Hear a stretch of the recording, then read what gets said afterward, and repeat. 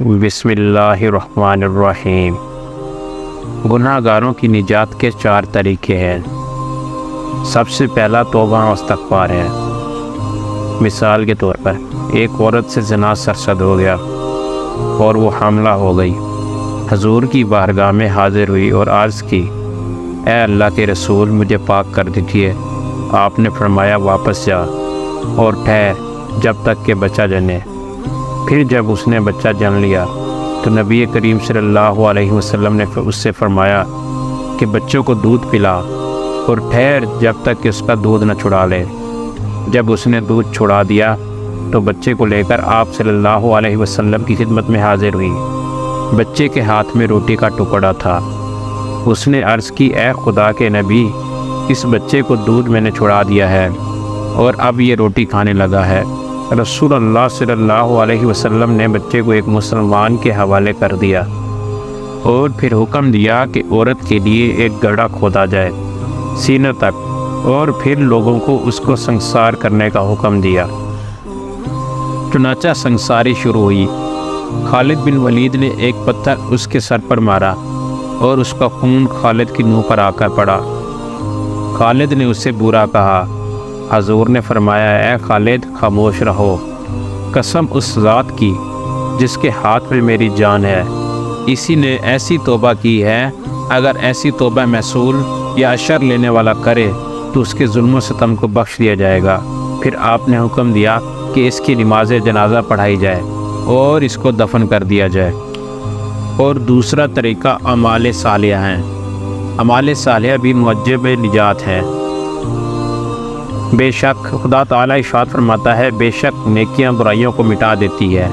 اور ایک مقام پر ارشاد خداوندی ہے، جو شخص اللہ پر ایمان لائے اور عمل صالحہ کرے، اللہ اس کے گناہوں کا کفارہ کرے گا اور اس کو جنت کے باغوں میں داخل کرے گا، جن کے نیچے نہریں جاری ہوں گی، جن میں ایسے لوگ ہمیشہ ہمیشہ رہیں گے، اور یہی بہت بڑی کامیابی ہے۔ اور تیسرا نبی صلی اللہ علیہ وسلم کی شفاعت۔ نبی صلی اللہ علیہ وسلم کی شفاعت سے گناہ معاف ہونا اور نجات پا جانا۔ چنانچہ حدیث میں ہے کہ رسول اللہ صلی اللہ علیہ وسلم نے فرمایا، میری شفاعت امت کے بڑے بڑے گناہ گاروں کے لیے ہے۔ بخاری شریف کی ایک روایت میں ہے کہ حضرت انس رضی اللہ تعالی عنہ سے مروی ہے کہ شفیع خلائق صلی اللہ علیہ وسلم نے فرمایا، قیامت کے دن مجھے شفیع بنا جائے گا۔ میں اللہ تعالیٰ سے عرض کروں گا، اے اللہ، ان تمام لوگوں کو جنت میں داخل فرما جن کے دلوں میں رائی کے دانہ کے برابر کی مقدار ایمان و اخلاص ہے۔ چنانچہ انہیں جنت میں داخل کر دیا جائے گا۔ میں پھر عرض کروں گا، اے اللہ، ان تمام لوگوں کو جنت میں داخل فرما جن کے دلوں میں ادنیٰ ترین مقدار میں ایمان و اخلاص موجود ہے۔ نجات کا چوتھا اور آخری طریقہ یہ ہے کہ خدا تعالیٰ اپنے فضل و کرم سے کسی کے گناہ معاف کر دے اور اسے اپنی رحمت سے جنت میں داخل فرما دے، جیسا کہ قرآن میں ہے کہ خدا تعالیٰ ارشاد فرماتا ہے، سوائے ان لوگوں کے جو توبہ کریں اور ایمان لائیں اور نیک کام کریں، ایسے لوگوں کے گناہ اللہ تعالیٰ نیکیوں سے بدل دیتا ہے۔ اللہ بخشنے والا مہربانی کرنے والا ہے۔